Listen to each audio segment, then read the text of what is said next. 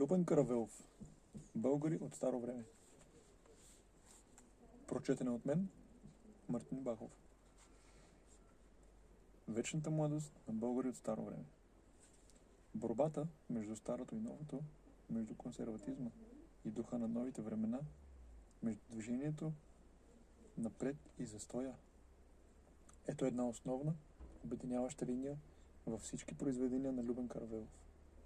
Тъкмо чрез тази обща творческа целенасоченост, най-хубавата повест на Каравелов «Българи от старо време», истински шедьовър на българската художествена проза, е органично и неделимо свързана с цялостното художествено, публицистично и обществено-политическо дело на редактора на вестниците «Свобода» и «Независимост», с основни, най-съкровени и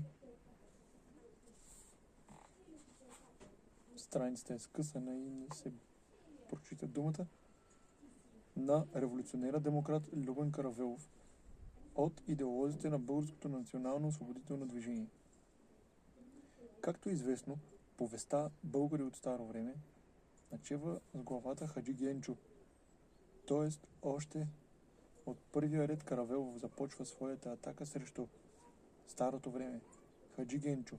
Това е блестяща поредица от точни, хумористични и сатирични попадения в самата същност на консерватизма. Ако поискаме да бъдем най-кратки, когато се спираме върху много учения, Копривщински учител и оракул, трябва да споменем поне музея и училището на Хаджи Генчо. Едни от най-хубавите страници на българската художествена проза изобщо. Спомнете си за знаменития музей на Копривщинския иконом.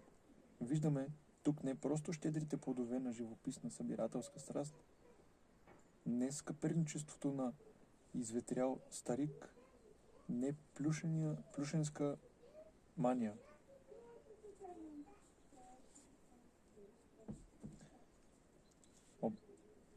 Не плюшкинска мания. Обърнете внимание, всяка вещ в музея на Генчо, на Хаджи Генчо, е в нещо обвита. Има номер и е поставена на строго определено неизменно място. Пред нашите очи всяка необикновена битова съдина се омъртвява чрез номерацията и музейната систематика. Превръща се в експонат. А за опашката на Котарака, както знаем, е съчинен и специален обяснителен текст. По самата си същност музея е царство на старото време. Тук стрелките на часовника са спрели върху един отминал и несвързан невъзвратим час. Чрез музея на Хаджи Генчо писателят прави силно художествено внушение за мрачната сила на консерватизма, който вкаменява с мъртвешкия си дъх всичко, до което се допре. След музея следва Килийното училище. Милостивио Божио Хаджи Генчо е учител в Копривщица. Възрожденският писател прониквано е доловил много характерния стремеж на старото, мъртвото, отживялото времето да си възпитава и учи младото, зеленото, крехкото. Не е трудно да забележим, че в Копривщинското Килийно училище също така има нещо музейно, анархично. Обаче, училището на Хаджи Генчо е много по-страшно оръжие на старото време, отколкото музеят. Музеят омъртвява вещта, а Килийното училище – човечността, младостта, любознателността. Музеят номерира, обвива в кълъв и поставя на строго определено място вещите. Килийното училище номерира, обвива в кълъв и поставя на строго определено място децата на народа, младостта на нацията.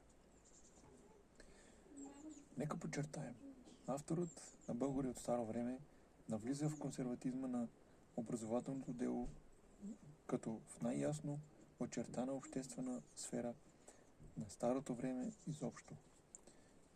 При това Каравелов не се интересува от традиционната, в този случай, съпоставка на учителите с учениците.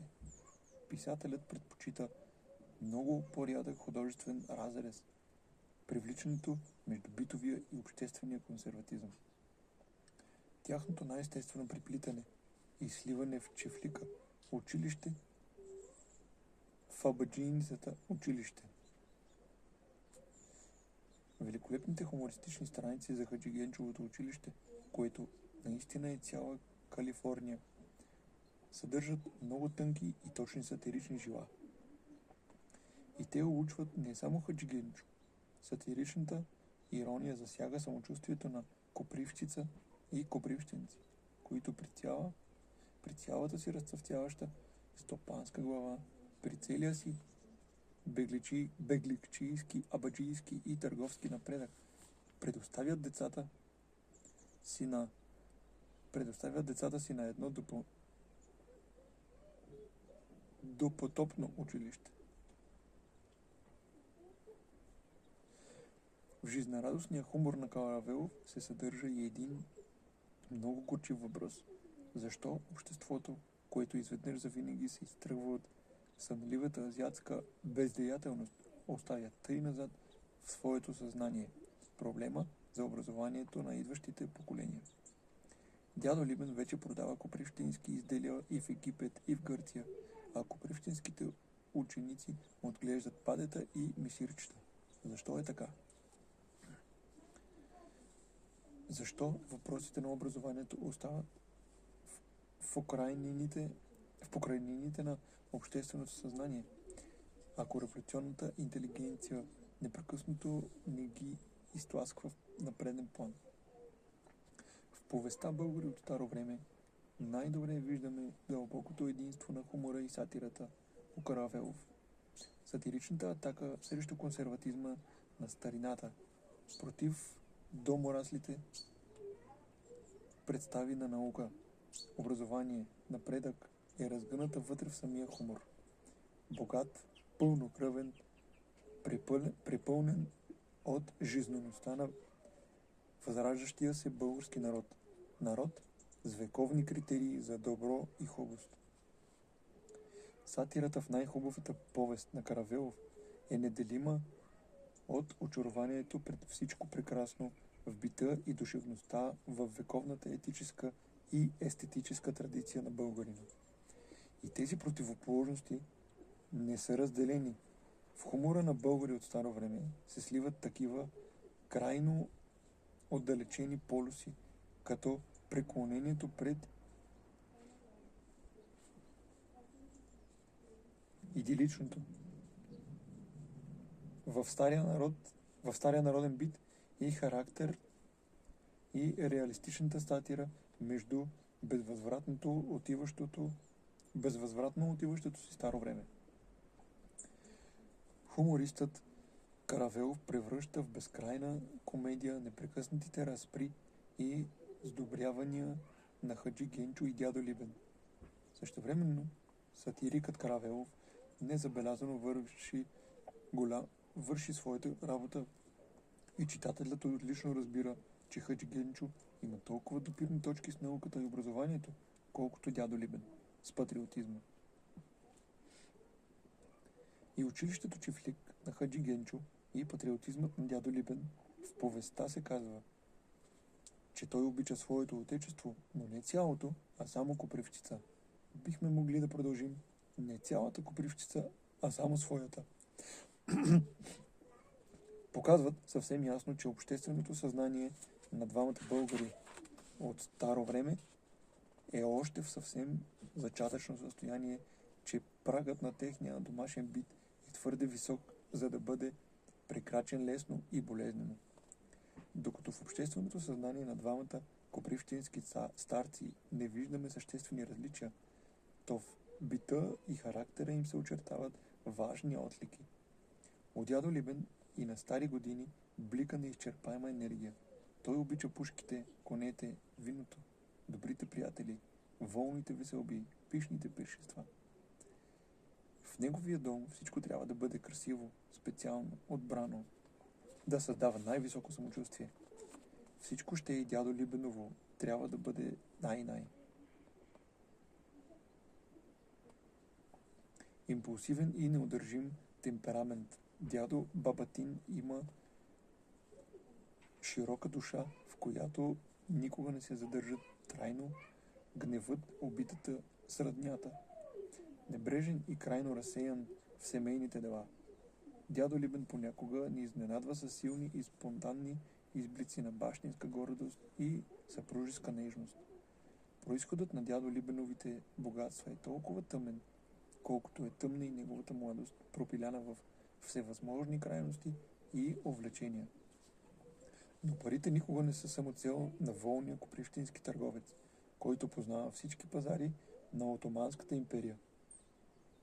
От Египет, та чак до Гърция. Щедър до разточителност, събеседникът на Хаджи Генчо цени преди всичко живота, харамийско-гулайджийската разпасаност, пълното отпущане на душата и сърцето, захвърлянето на всички условности и ограничения и предписания. Дори любовта към Русия, към победоносното оръжие на нейните пълководци, богатири, е част от дядо Либеновото жизнелюбие, от неговата широка славянска душа, открита от всякъде за света и човешките страсти. Не е нужно да се види, че дядо Либен е противоположност на Хаджи Генчо. В двата основни образа на повестта са противопоставени книжността и жизнелюбието, затвореността в себе си и широката сърдечна общителност, скъперничеството и разточителството, безвкусицата и вроденият усет за красота и салтанат, домоседството и скитничеството по света, влечението към музейната старина и внезапният жест, който не иска да знае повече за одумките на коприщинските снахи, пристрастието към всичко старо и вечната душевна младост. Натрупал вече доста години зад гърба си, дядо Либен никак не иска да се раздели със своя юношески вид. Не отстъпва на младежите нито в игрите, нито във веселията. Най-силен е контрастът между двамата българи от старо време в отношението към децата, към идващото поколение.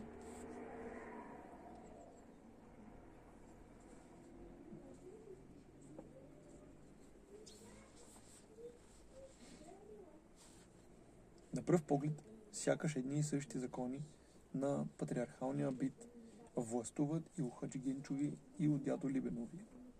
Сякаш едно и също, без прекословно налагане на бащината воля, господствува навсякъде. Но съпоставете Хаджи Генчо убил двамата от синовете си, а третия си син изгонил завинаги от къщата си с дядо Либен, който заедно с Павлин и неговите другари, окоръжавайки най-енергично младежите, тръгва да краде лила от Самоковския манастир. Различието на бащите е несъмнено и то има извънредно важно значение в повестта Българи от старо време. Като подчертава душевната младост на един българин от старо време, като показва вътрешната близост между бащата и сина във фамилията Лудо-Младови, както се вижда в фамилното име е красноречиво, Каравелов решава по съвършено нов начин проблема за конфликта между поколенията. Един извънредно важен въпрос за всяко преломно, революционно време. Именно чрез най-любимия си, най-вдъхновено изявения си образ, възрожденският писател внушава, че борбата между старото и новото не се води само по биологическата граница между поколенията. Даже в пределите на неизменния сякаш патриархален бит на една най-закостеняла област на старото време, Отношението между бащите и децата не се изчерпва само с тяхното взаимно отрицание. Хаджи Генчо и неговите синове, а неизменно включва и наследствеността, наследяването, съюза, вътрешната близост. И то върху основата на вечно младия и жизнетворящ дух на възраждащия се народ, бащата и сина Лудо Младови. Тук трябва да напомним съвсем кратко, че антропологията и физиологията заемат много важно място във възгледите на революционерите демократи. Достатъчно е да споменем книгата на Чернишевски Антропологическият принцип в философията от 1860 година за разсъжденията на Базаров върху младостта и старостта в Тургеневия роман "Бащи и деца" от 1862 година. За публицистиката на Каравелов, където думата физиология се среща в безброй пъти, през 60-те и 70-те години на миналия век младостта е основно натурофилософско понятие.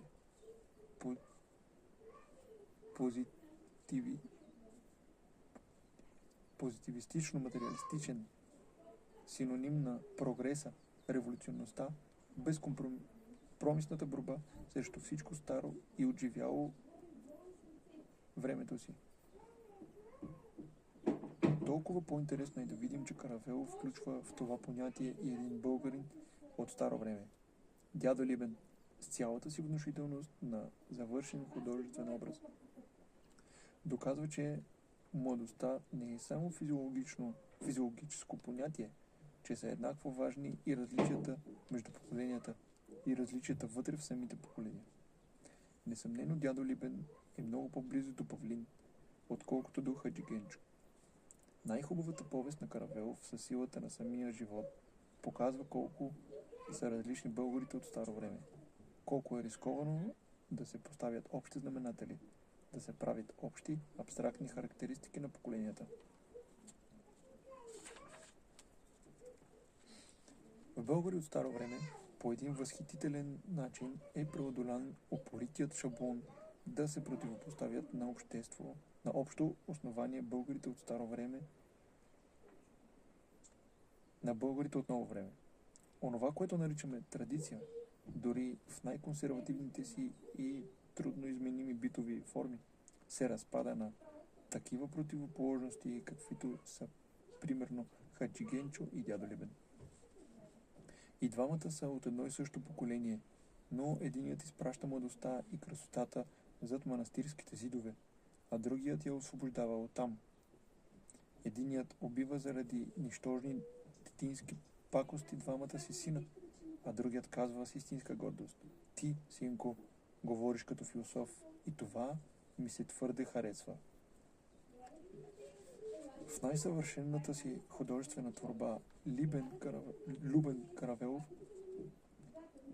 един писател, когото мнозина все още възприемат като обикновен битописател, навлиза в сложното и противоречиво съдържание на битовата традиция. Да, тя наистина съдържа много консерватизъм, много архаична отчужденост от новите повели на живота, закостенялост, неподвижност, догматизъм, немара, равнодушие, ожесточеност и нетърпимост към идващото поколение. Хаджи Генчо е пред нас цял целеничък, изписан до последната подробност. Но традицията, дори в най-трудно променящите се вековни форми на бита, съдържа и вечния порив на развитието, приемствеността, животворящата връзка между поколенията, никога не стихващия народен устрем към красотата, вълността и доброто, към вечните радости на живия живот. Чрез контраста между Хаджи Генчо и дядо Либен възприемаме битовата традиция в цялото и жизнено пълнокръвие и богатство, с всичките и основни противоречия, с най-красивата и убийствена нетърпимост към младостта и същевременно към способността и постоянно да се обновява, да поглъща непрекъснато опита на все нови и нови поколения, да се развива безкрайно, да бъде вечно стара и вечно нова, вечно българска. Вярно е, че в българи от старо време Каравелов с усмивка се прощава със стария свят. С отживелите времето си традиции, волно слушателят от Московския университет, жадно поглъщащ съчиненията на Херцен, Чернишевски, Белински, Добролюбов, Писарев, е изострил усета си към движението на обществото и бита. Но от друга страна, това също не бива да се забравя. Момъкът от Копривщица, далеч от родния край, с острата болка към първата младежка носталгия е усещал, че не може на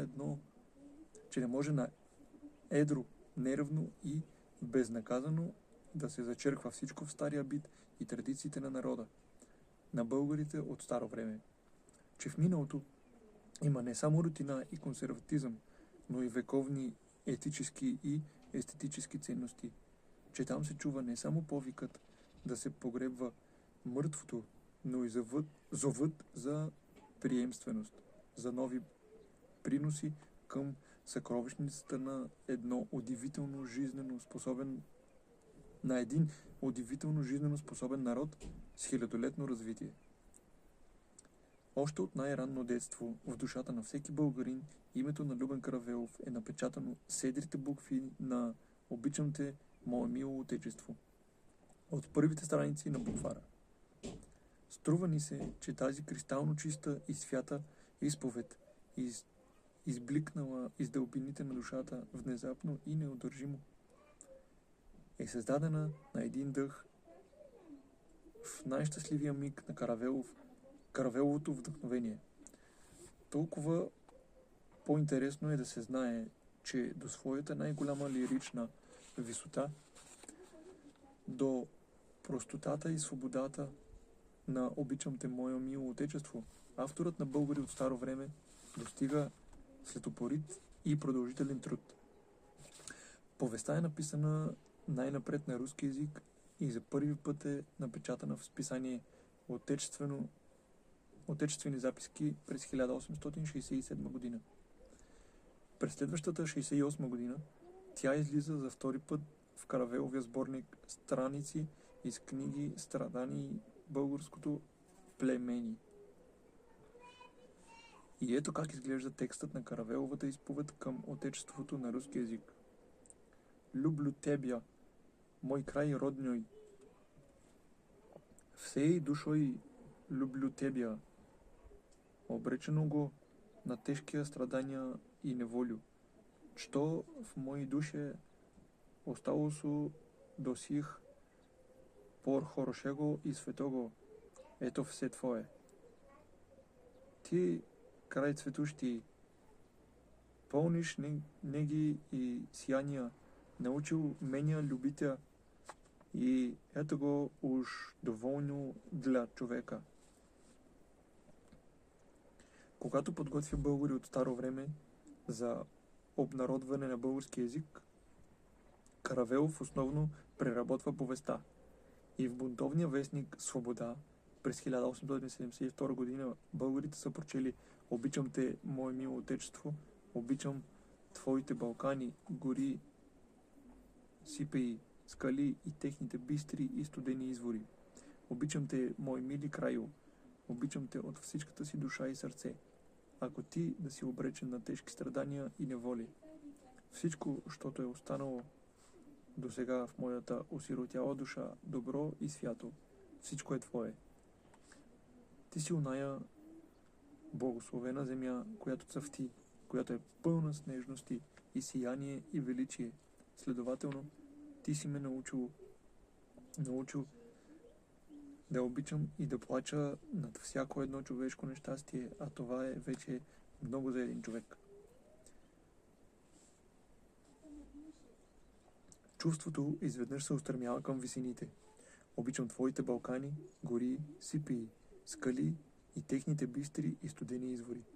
Достига ръста на Балкана и с всяко ново обичам се пречиства още веднъж, за да стане кристално чисто, както неговите бистри и студени извори.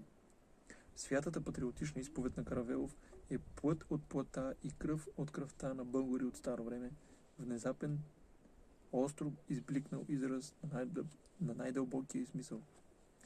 Стъпил на една безкрайна земя, като руската, поглъщайки жадно културата и най-новите идеи на века, младият българин не изпада в отчаяние след съпоставката между големия свят и своята малка копривщица. С истинско мъжество, младият възрожденски писател, революционер, се отправя в самите недра на миналото, за да извади от дълбините на вековния неизменен бит цялото безсмъртно богатство на българи от старо време, за да може да премине с един най-естествен словоред от разказа за двамата българи от старо време към обичам те, мило мое отечество.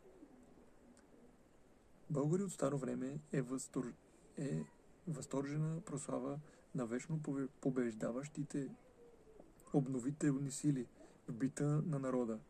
Обичам те, мое мило отечество, озарява цялата повест с ослепителна пролетна светлина. Обърнете специално внимание на това, че в лиричната изповед на Каравелов родината блести в своя най-празничен майски цъфтеж, охая с всички опойващи аромати на пролетта, изпълнена е със сияние и величие. И пролетта тук не е просто картина, пейзаж, рисунък, а възглед за света и природата, който можем да срещнем на много други места в творчеството на Каравелов. Нека си спомним началото на една от най-българските песни, за да не даваме други примери. Хубава си моя горо, миришеш на младост. Българи от старо време е истински възрожденски химн на пролетта, младостта, красотата, вълността, на тяхната непрекъсната и неизбежна победа над сковаността, консерватизма, грозотата. Дори над жестоките закони за физиологията. И това лекуващо жизнелюбие, този неудържим напор на пролетта и младостта е превърнат с естествеността на диханието, кръвообращението, пулса, в най-съкровена, най-пламенна и всеотдайна обич към отечеството, в несъкрушима вяра в неговото бъдеще и призвание. Петко Тотев.